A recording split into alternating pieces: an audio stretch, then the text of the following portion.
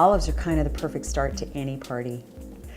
And here's some bits of information for you to know so that you make great choices for your next get-together. First thing, think outside that jar. Don't just head for the olives in the jars. Go to that fresh olive bar that's in all the markets now. Very cool. They have so many different choices. This is beautiful because it's a mix of olives. It's Castelvetranos and some other Greeks and things. And they're really great. So in case you're only getting one kind, this way you get several. Or even some very cool, only salt cured, no oil at all, Moroccan olives. These are dry cured.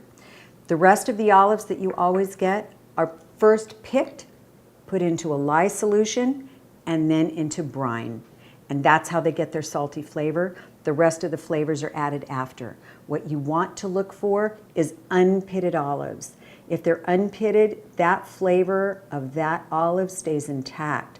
Once you've broken it and then it becomes pitted, what happens is that the olive softens a little bit, takes on more of whatever it's sitting in. So actually, if that's a flavor you want, go ahead and get some pitted olives. But make sure that you get a different variety. Everybody's tastes are different.